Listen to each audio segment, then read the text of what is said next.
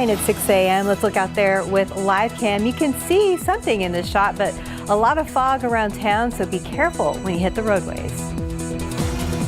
Live from KSAT 12, Good Morning San Antonio starts right now. Yeah, I think that's actually a little bit of an improvement from this last hour. Yes. Yeah. Good morning, everybody. It is 6 a.m. on your Tuesday, January 23rd. I think they do that just to see if we're paying attention or we're awake. We're awake. We caught you. We got you this time.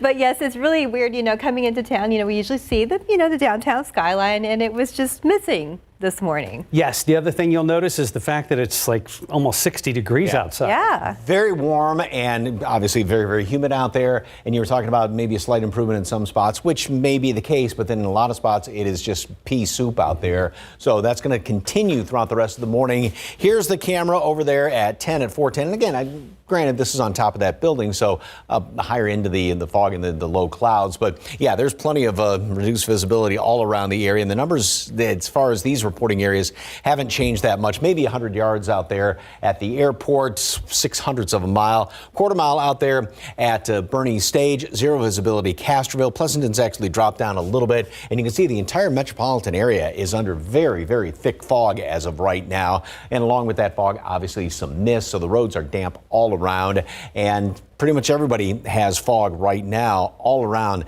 the entire, southern portion of the state. Dense fog advisory. Kind of surprised why our western counties aren't included in this, but obviously you're seeing some fog there, but this is in effect up until 10 o'clock this morning. And then, of course, we do have not only just the mist with the fog, but also some showers. We haven't seen, nothing like what we had Sunday night into yesterday morning. Although there are some pretty good downpours right here that are moving primarily to the northeast. So Floresville, Pleasanton, Cotulla, Gonzales, you've been getting some steady rain in the overnight hours, and more is kind of following this track right here. And since the ground is so saturated, it's not going to take a lot to cause more in the usual spots, the low water crossings, to flood over. So just be aware of that. Mid upper 50s, low 60s all around the area. The normal low is 41, so just do the math. We're way above, obviously, where we should be. Mold is on the low side from yesterday's count. So is Mountain Cedar. The updated reading is going to come out later on this morning. Temperatures aren't going to go anywhere this morning. We'll have some of those showers around here, plenty of fog, of course. And then the rain's going to begin to sort of taper off throughout a majority of the area, and most of it's going to be focused well up to the north. We'll be up to 62 at noon and then top off at 65.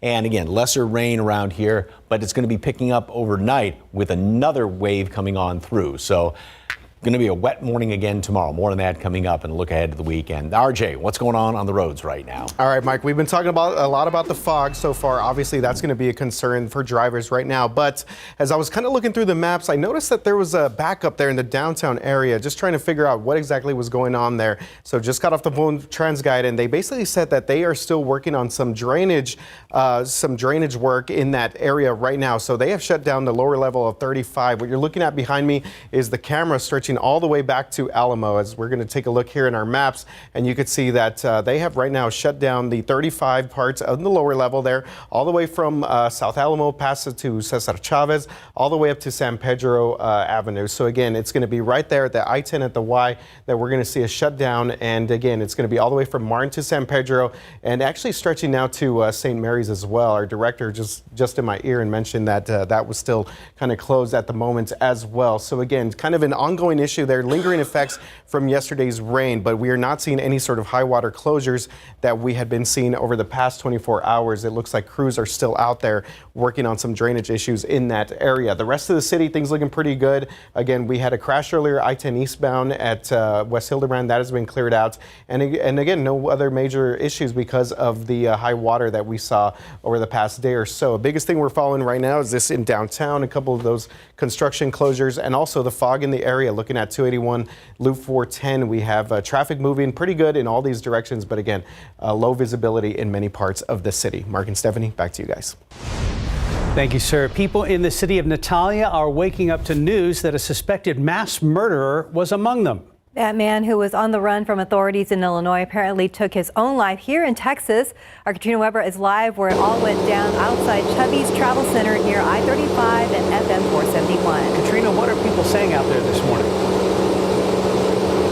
Well, they're definitely surprised, but so far it's been only after I told them what happened. Now, this is a truck stop, a lot of transient people, but even the ones who are local told me that they had not heard the news. Chances are this will be the talk of the town later on today, though, how 23-year-old Romeo Nance ended up in this city. Now, according to authorities in Illinois, he was the suspect in the murders of at least 8 people this week in and around the city of Joliet. One other person there was shot and wounded. Multiple agencies have been looking for Nance, and with the help of the U.S. Marshal Service, they tracked him here to Texas. We understand there was a bit of a chase with a brief standoff outside Chubby's after 8:30 last night. Then the local sheriff here in Medina County told us later that Nance had killed himself. But we do expect to learn more details about this case later on today. So far as we know, no one here was harmed by him, but authorities there in Illinois will be handling the murders that happened there. Reporting live in Natalia, Katrina Weber, KSAT 12 News. Katrina, thank you. Emotions were running high at the Uvalde County Commissioners Court meeting Monday as survivors and families of the Robb Elementary victims demanded accountability. Mariano Vargas was acting police chief that day and is now a Uvalde County Commissioner. Last week, a Department of Justice report pointed a finger at Vargas and his lack of action the day of the shooting. Families tell our Lee Waldman they want Vargas to face them. Why didn't you save us when we called 911? We survive now, we fight. Survivors from classroom 112 holding up signs, calling out Uvalde County Commissioner Mariano Vargas. Though his chair was vacant Monday, that didn't stop the criticism from the families. That just shows what person he is. Careless, irresponsible, and it shows to the whole world if he failed us on the 24th, he's going to continue failing. The third floor room of the Uvalde County Courthouse left with standing room only as speakers addressed the commissioners and Vargas's empty seat, asking for him to be removed and off county payroll. We're paying a man that did nothing.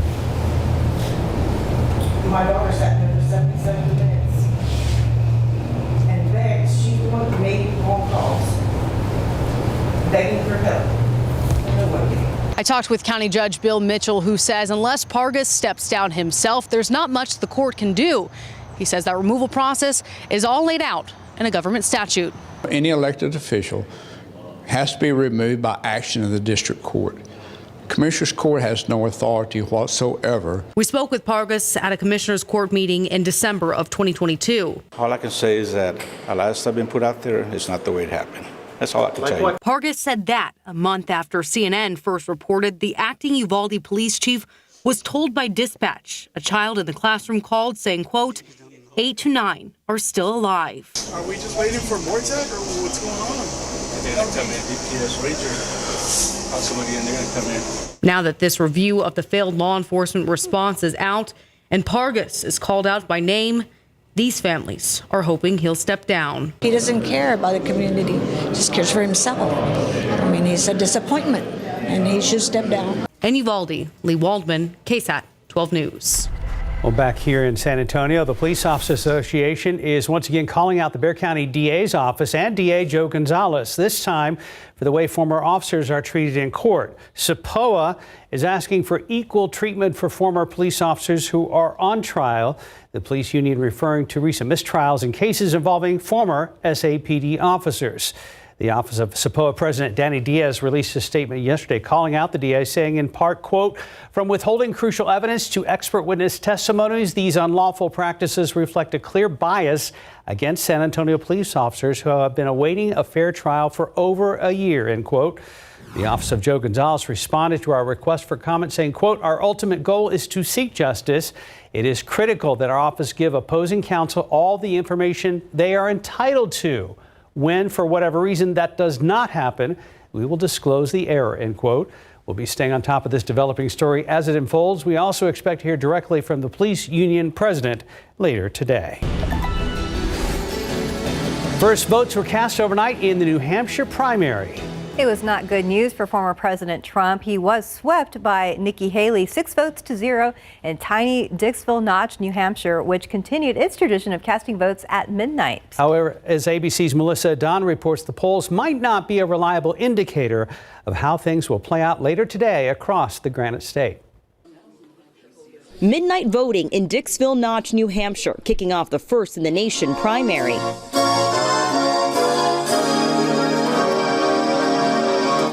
The town following tradition, and all 6 voters picking former South Carolina Governor Nikki Haley as their Republican presidential nominee.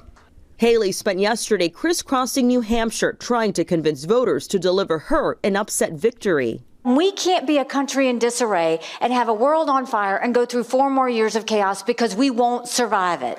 Former President Trump's former rivals in the Republican primary have officially thrown their support behind him. Trump on stage last night, repeatedly interrupted by protesters. I was also honored. She's back. As the former president accused Nikki Haley of courting Democrats, calling her unelectable. So if you want a losing candidate who puts America last, vote for Nikki Haley. It's an uphill battle for Haley. Polls show her trailing by double digits. I love her. Okay, she has the new style of what we need down in Washington D.C. If they don't like him, I like him. So I think he'll help out the country. Meanwhile, the New Hampshire Attorney General's office says it's investigating reports of an apparent robocall that used artificial intelligence to mimic President Biden, advising people in the state not to vote in the primary. The White House says the call was not recorded by the president. Today, Biden, Vice President Harris, and their spouses are set to hold a rally together in Virginia to discuss abortion access. The primary in South Carolina, that's Haley's home state, is next month, but polls there already show Trump leading by more than 30 points. Melissa Adon, ABC News, Manchester, New Hampshire. Time now 6:12 and 58 degrees right now. After this break, Spurs wrapped up their 5-game road trip in Philly ended up on the wrong side of history last night. We've got the highlights next. Let's look out there with live cam. If you haven't stepped outside yet, be prepared for that fog, especially when you're on the road. We're going to be checking in with Mike to see when that will kind of go away and when we can expect to see more rain.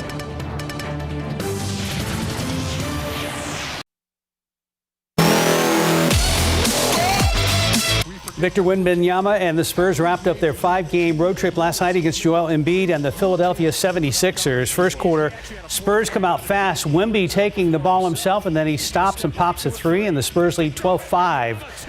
Later on, Devin Vassell feeds to Wemby for the alley-oop slam. More Wemby. He fakes the shot, then drives in for a 2-handed jam. San Antonio led by as many as 9 in the first half, but trailed 62-58 at the half behind Embiid's 34 first-half points. All right, third quarter, Embiid delivers the knockout punch in this game. Sixers pass the ball to their big guy for a reverse layup off the glass. Timeout Spurs, who trailed by 16. Then with less than 10 seconds to go in the third, he knocks down 3 of his 25 third quarter points. Joel Embiid explodes for a franchise record 70 points, topping Wilt Chamberlain by 2. He went 24 of 41 from the floor, 21 for 23 from the free throw line, and pulled down 18 rebounds. Sixers win by 10, 133 to 123. Wemby himself had 33 points and 7 rebounds and was asked if playing Joel was a learning experience. Yeah, of course. And also about the greats. When one of the great players, but also about ourselves. So looking ahead, Spurs are back home tomorrow night as they host Chet Holmgren and the Oklahoma City Thunder. It's a late tip-off at Frost Bank Center, 8:30 p.m. over on ESPN. All right, go Spurs, go. Time now 6:17, and it's starting to look like traffic's building here. Let's check in with RJ Marcus. Yeah, guys, some issues in the downtown area, but you know what? I would not be shocked if Wemby gets a 70-point game here in the future. Beats David Robinson, 71 points. That's the all-time Spurs record there. All right, guys, going back to this issue here, downtown area. So we are starting to see traffic move through here. Northbound lanes of 35 at Alamo. So this is a backup here because there's some drainage work that is taking place on the lower levels of 35 35, a little bit further north, that crews have been out there throughout the past couple of hours or so, just to make sure that we do not have some of the same things that we saw yesterday when it came to shutting down the lower levels of 35. That part always kind of gets busy to begin with. As we take a look at our maps here, you can see that this drainage work is actually taking place on the lower level there at San Pedro Avenue up to Martin, but you do see it is causing a pretty good delay here all the way past South Alamo Street, past Cesar Chavez. So if you are headed to the downtown area, keep this in mind. Now, they are supposed to be clearing this out here pretty soon, and we have not seen some of this heavy rain, so it looks like we're going to be okay here. Just might be a little bit of a headache if you're headed to the downtown area right now. Also in the downtown area, we have a crash being reported southbound 281 at Josephine Street, and we have the shoulder blocked in both directions here. Now, the tricky part about that is obviously 281 when you're coming down south. It is it's a little bit of trickiness to kind of get around that, especially with the fog that we've been seeing across our area. The rest of the city, things looking pretty good for the most part. As I get us back onto TransGuides, we take a look at some other cameras here throughout the city. Looking at 410 Ingram North, traffic moving in both directions there, and 281 at the quarry. Again, a little bit, that's north of where we saw that 281 Josephine. But for anyone that knows that when they travel down 281 north and south, those curves can be definitely tricky when you are, especially now we're seeing all the fog out here today. Yes, and wet roads. Yeah. Yeah, so when you're hitting the roads this morning, obviously watch out for all the school buses there. Grab a jacket. An umbrella's not a bad idea. It's not cold necessarily, but it's just kind of that dampish chill. Showers, fog around here this morning, and a few showers left over, especially up to the north later on today. But the rain's going to kind of taper off, but it's going to pick back up again overnight. So we are definitely not done with this. All right, here's what's going on as far as why we are seeing this rain. We've got this huge trough, as we call it, out to the west, and there's these disturbances that have been riding up along this, and so that's why we had the one come through Sunday into yesterday, and then the next one is working its way on through here. We're going to get yet another one coming on through here overnight into tomorrow. Then that's going to sort of kind of move away or sort of fill in the trough will just a little bit. And so then Thursday, Friday are going to be nice days, more on the tranquil side, more sunshine, warmer temperatures, but a low is going to be developing here and kind of emphasizing this trough. This one's going to be pulling a front through here Friday into Saturday, so that's going to actually clear things out quite nicely. Also, it's going to be a cooler weekend around here, or I should say, well, cooler than what Thursday and Friday are going to be, but just back down to basically normal temperatures. Then we get into next week, and it looks kind of tranquil around here, but what we're going to be watching is out here to the southwest. And it looks like another one of these lows or disturbances is going to be developing here, and that's going to give us a chance for some rain by the mid to latter portion of next week, but nothing too awfully cold. Now, as far as the forecast, let me go back a little bit here and show you what the radar looks like right now. As you can see, we don't have much in the way of rain here in town, but we have these showers which are now starting to move in here from the south and southwest. Obviously, a lot of rain around Atascosa County. You've been getting rain kind of all night long from Gonzales down through Floresville, Pleasanton, down around Cotulla there with this line of showers. And there are a few more showers out there to the west. But like I said, most of this rain is going to be later on today, further up to the north. And as you can see, we do have some pretty good thunderstorms well north, obviously, of our area. And that's where the focus is going to be later on today. As far as the computer model, again, it's showing how more rain develops here this morning, most of it further up there to the north of us, and we'll just have a few straggling showers left over around here. Then we get into the overnight hours. More rain develops, another one of these disturbances riding along that jet stream. So we could see some more heavy downpours tomorrow morning and even tomorrow night, early on Thursday. Then things are going to start to kind of taper off completely and clear on out. So again, we'll have some scattered rain around here today.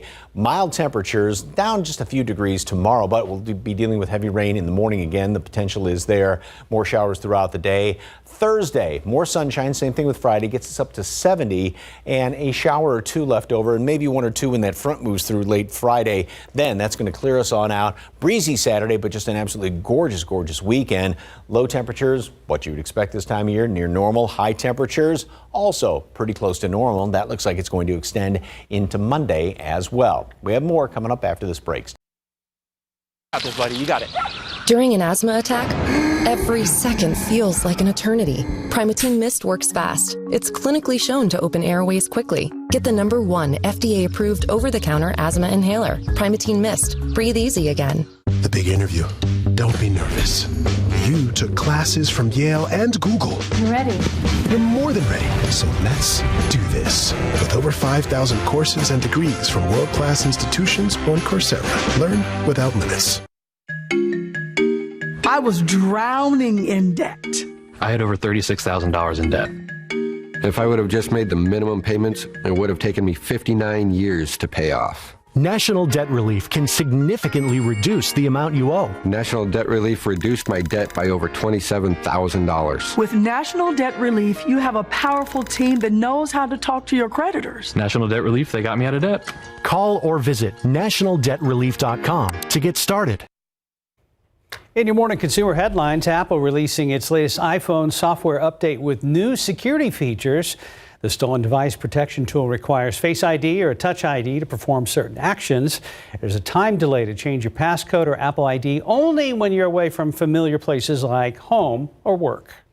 TikTok is the latest tech company to cut jobs. About 60 employees are being laid off, including some workers in LA, New York, and Austin. So far this year, over 10,000 tech jobs have been slashed, according to one industry job tracker. Check this out. Ford is going big, really big, when it comes to the dashboard in one of its SUVs. The panel on the 2024 Lincoln Nautilus will be as wide as the windshield, a whopping 48 inches. The dashboard includes apps like Spotify, streaming video, and even auto racing games. Very interesting. Auto racing games. Yeah. Time now 6:27 and 58 degrees for now. Roads are damp yet again this morning. We've got fog and mist that's been a problem. We'll get an update from RJ on the other side of this break at the bottom of the hour. Outside with live cam, if you have fog lights on your car, truck, or SUV, you may want to flip that switch or press that button this morning. But the other big news this morning is the fact that you do not need a winter coat. No, you don't. Good morning, 6:30. It is January 23rd, and it's, yes, 58 degrees out there.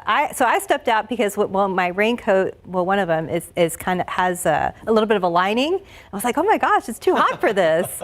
It's a different time of day now. Yes, but do take a raincoat with you, because well, yes, we do have some showers out there, some mist and drizzle with some of this fog, and then we will have more rain kind of scattered about the area. But yeah, it is just soupy out there. Visibility officially out at the airport is maybe 100 yards, 58, 2.58, so 100% humidity when those two numbers are the same. No wind.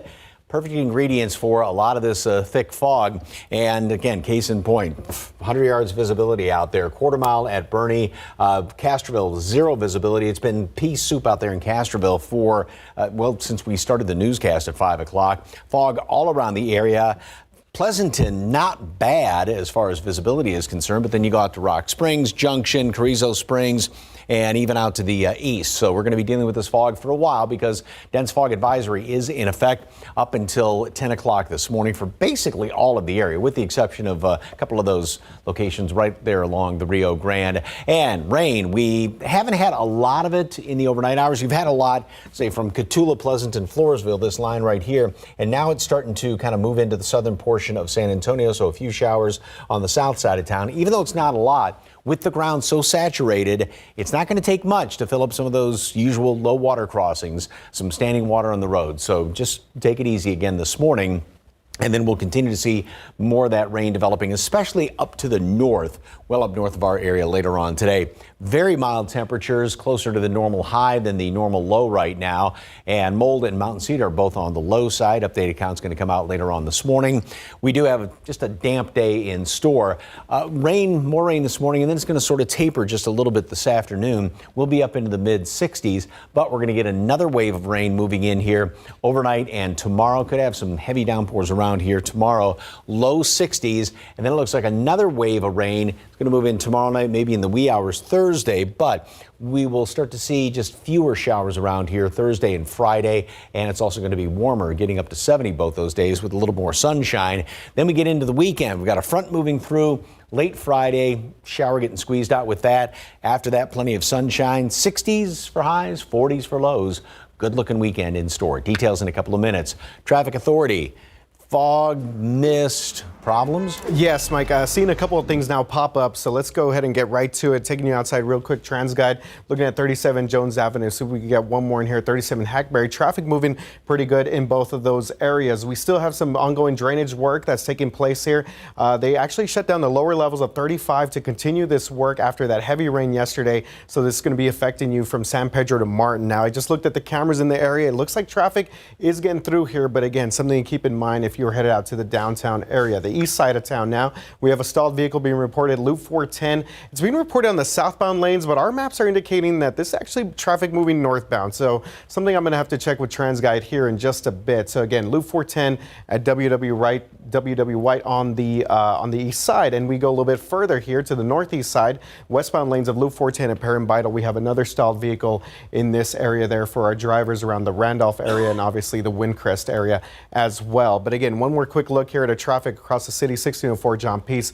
You see some fog in the area there. Just make sure to be cautious if you are headed out right now on the roads. Mark and Stephanie, back to you guys. Thank you, RJ.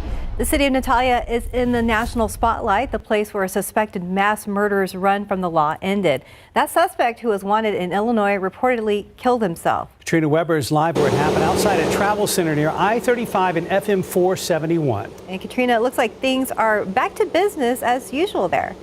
Yeah, definitely a different day here compared to what we had late into the night. Now, the yellow tape and the police cars that were all here at the gas pumps, well, they're gone now. Chubby's open for business once again. But the news about what happened here is just now starting to spread. Now, last night, Chubby's was in the middle of a crime scene. The sheriff here in Medina County says he got word around 8:30 last night that a chase involving a mass murder suspect was headed this way. 23-year-old Romeo Nance was suspected of killing at least 8 people and wounding one other this week in and around Joliet, Illinois. That chase led to a brief standoff here at Chubby's with Nance firing his gun for the last time. I can tell you that the suspect was neutralized. There's no threat to the community. The Texas Rangers have taken over this part of the investigation. Investigators over in Illinois will continue to handle the murders that happened there in their area. And as far as we know, no one here in Texas was harmed. Reporting live in Natalia, Katrina Weber, KSAT 12 News. Thank you, Katrina. This morning, records obtained by KSAT Investigate show the San Antonio Independent School District has spent millions of dollars in bond money at campuses that will soon shut down. The building consolidation plan is called right-sizing by district leaders who are closing over a dozen schools. Dylan Collier breaks down the economic impact. In November 2020, voters overwhelmingly approved San Antonio Independent School District to authorize nearly $1.3 billion in bonds for aging infrastructure renovations, security improvements, and the replacement of school heating and cooling systems. But nearly 3 years to the day since that historic vote, the district formally made an about-face. We have very good programs. We have very good teachers. Concluding a series of public meetings last fall with the decision to close 15 campuses, most at the end of this school year. When the bond was passed back in 2020, November of 2020, the district administration at the time, right-sizing wasn't an initiative for them. Yvonne Little is the district's senior executive director of planning and construction. She acknowledges SAISD's colossal bond program is now having to pivot. KSAT Investigates found at least 57 bond projects, some of them already completed, tied to schools impacted by right-sizing.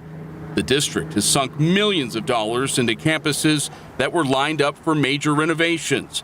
The tally at Highland Park Elementary School alone has soared past $1 million. The expenditures to date, well over $1 million.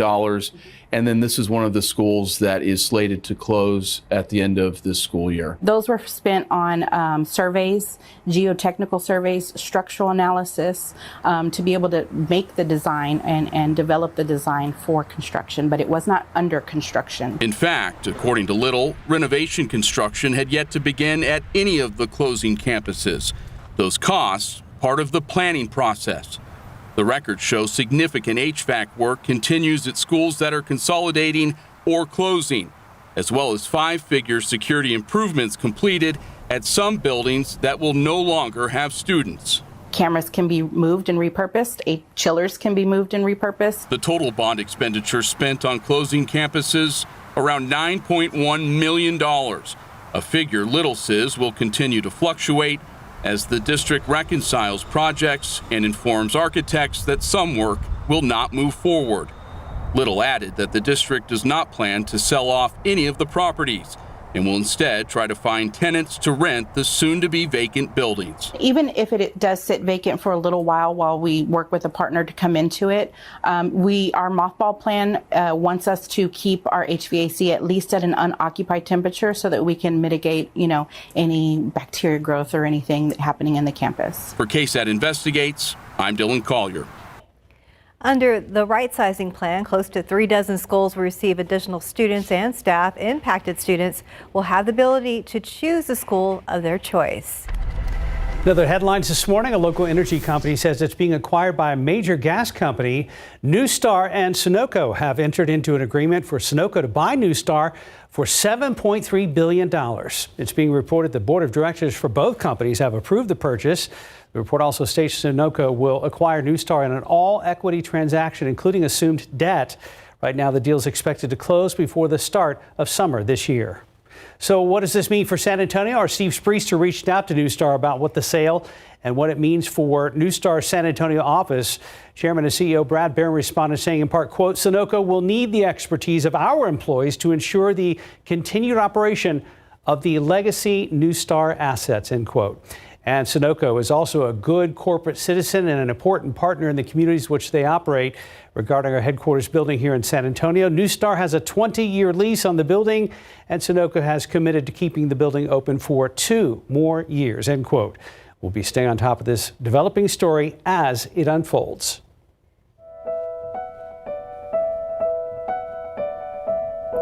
A Supreme Court ruling is putting pressure on Congress to pass an immigration plan, and for now the court is letting Border Patrol remove razor wire along parts of the Rio Grande. It's from Operation Lone Star, a statewide initiative to stop migrants from crossing into the U.S. The Biden administration is suing Texas to stop its border efforts, arguing immigration is a federal matter. Senate negotiators say a sticking point is how to pay for it. Jury selection is scheduled to begin today in the trial of a man charged with murder. It happened back in 2021 at a southeast side apartment complex. Police say Roger McCracken shot and killed Ronnie Riddle after an argument. McCracken told police that Riddle tried to pull a knife on him, and that's when he shot him. If found guilty, he faces 5 to 99 years or life in prison. 641, 58 degrees. And it's something we tell you about all the time. After the break, we're talking about the need for blood and why the demand is so high in the winter months.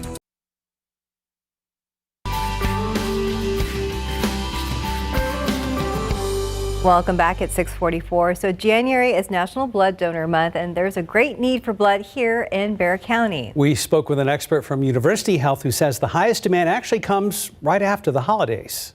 In the winter months, it's always hard because schools tend to be out, holidays are coming, people are sick, and so there's just a decrease in donors naturally. And then our blood supply and our donors that regularly come out are decreasing nationwide anyways. So here is your chance to provide life-saving help for someone in need. Our KSAT community partners are helping people schedule donations, and if you want to donate for the first time or if you're a pro, just visit donatebloodtoday.com to schedule your donation. Looking ahead, we are coming up on the final few days of January. That means rodeo season is right around the corner, and it kicks off this Friday with cowboy breakfast. You can enjoy breakfast, tacos, coffee, live music, and more Friday morning. This is from 5 a.m. to 10 a.m. And this year, the Cowboy Breakfast will be held at 142 Gambler Road near Frostbank Center Drive. Now, this is formerly known as AT&T Center Parkway. And that will get you ready for the San Antonio Stock Show and Rodeo beginning February 8th through February 25th. Yeah. Already here.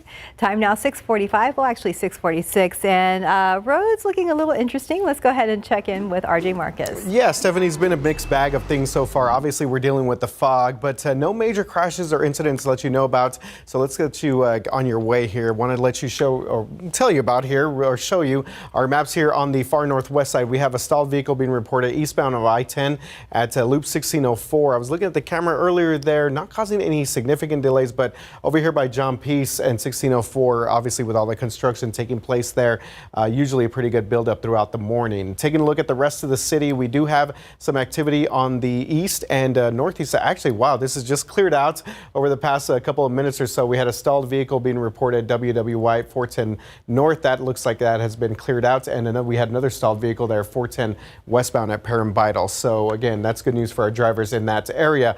The rest of the city, things are looking pretty good right now. We mentioned all that drainage work that was taking place in the downtown area. So they were working on some ongoing issues there because of the heavy rain that we saw there. They had shut down San Pedro all the way down to Martin Street and past South Alamo, but it looks like that is all cleared out in that area. So mostly just foggy conditions out there right now that we're dealing with, but nothing major to let anyone know about right now. Well, after yesterday, this should theoretically be a piece of cake, right? Yeah, this is nice. A little break for you. But got to keep emphasizing saturated ground in a lot of spots. Any little bit of rain is going to cause more runoff in the usual, little flooding spots there. So we do have some rain on the south side. Get to that in just a second. First of all, really cool looking picture from last night. Kind of a hazy moon. It is the waxing gibbous. It's going to be full on Thursday, and we should have better moon viewing weather on Thursday than what we have today. Here's what it looks like outside right now by the airport, and we have got plenty of fog to deal with. Just about 100 yards visibility out there. Still zero Castroville all around the area. A lot of fog is showing up all over the southern portion of the state. We do have fog in one way, shape, or another. And again, dense fog advisory up until 10 o'clock. So here's what's going on with radar. And we haven't had a lot of rain, just a lot of the mist associated with the fog earlier this morning. But now this rain is moving into the south side. A couple of showers right there in and around downtown as well. And this is going to continue to work its way off to the northeast. And again, it was the kind of the northern portion, northwest portion of Bexar County, San Antonio yesterday, Sunday night into yesterday, and then up to the northeast where the majority of the rain was. So some of this rain is going to continue to fall in those spots where we had 3.5, 4 inches worth of rain, and then more showers out there in portions of the hill country, and even a couple of decent downpours are developing. Now, throughout the course of the day, the majority of the rain, we've got some out there right now, but the majority of the rain is going to be further up there to the north, which is what the computer models are indicating. Showers, a couple of thunderstorms, some decent downpours, parts of the hill country, further up to the north, scattered rain elsewhere. So we've got more this morning, and then it's going to sort of taper off just a little bit as we go into the afternoon hours today. Again, heading up I-35, you're going to run into more of that rain. Then we go into the overnight hours, and we do have more of these showers, potentially heavy downpours developing late tonight, early tomorrow morning, scattered about throughout a good portion of the day, and especially down to the southeast is where we're going to be seeing the majority of the rain. Then it also looks like tomorrow night we get another wave of that rain working its way on in here. This may last even into early Thursday morning. Again, this is on top of the saturated ground, so all of this is just going to cause that flooding in the low-lying areas and a lot of runoff as well. So here's what it looks like throughout the rest of today. Temperatures basically steady all morning long. Some of these showers around here as well as the fog. We make it up into the low 60s today at noon, and then rain will continue to sort of taper a bit. The majority, like I said, well up there to the north. We hit a high temperature up to 65 today. Then we get into the next 7 days. Tomorrow, 62, down just a little bit. Better chance of some rain, especially in the morning. Thursday, Friday, 70s. Now, we probably going to be fairly dry, it looks like, for the Cowboy Breakfast on Friday. And, in years past, we've had bone-chilling Cowboy Breakfasts. So this is going to be fairly decent weather at 50 degrees. Front moves through late Friday night, and that may squeeze out a couple of showers there. And then in behind that front, we are going to be seeing some beautiful weather for the weekend with temperatures right what you expect this time of year. 60s for highs, 40s for lows and plenty of sunshine this weekend. But again, watch out for any of those showers around this morning, any runoff, and then looks like we're going to be doing it all again tomorrow morning too. All right. Well, at least the temperatures are tolerable while we get that rain. Yes, indeed. Good point. Thank you, Mike. 6:51, 58 degrees. Look out there with live cam. See how the fog is looking. Yep, still foggy out there, but actually it looks a little better on this shot than it did earlier this morning, so that's good news. Still, if you're headed on the roadways, be careful. We'll be right back. Good Tuesday morning to you. Coming up here on GMA, the story that we are all following. The New Hampshire primary. Voters going to the polls this morning as former President Trump and Nikki Haley go head to head. Our team is going to break down the state of the race. Also this morning, we've got the Oscar nominations live. Find out if your favorite movie or actor or actress has made the cut. That and so much more on GMA. It's now 5 minutes till 7. Let's go ahead and check back with RJ. All right, guys, no major incidents to let you guys know about right now.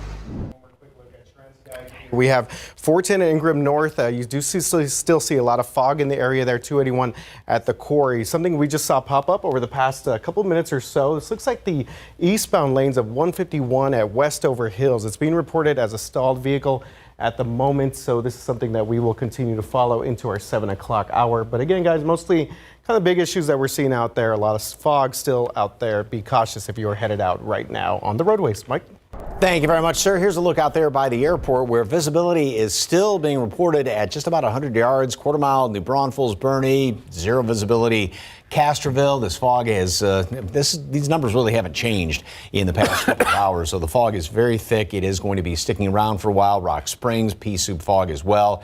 Dense fog advisory, of course, until 10 o'clock this morning. And then we have some of these showers, and as you can see, coming from southwest to northeast, we're starting to see a few showers here in town. Ground is saturated, so just watch it for the runoff. And throughout the rest of today, rain primarily this morning. Then it's going to start to taper a bit. More of the rain is going to be further up there to the north. 65 for a high temperature today.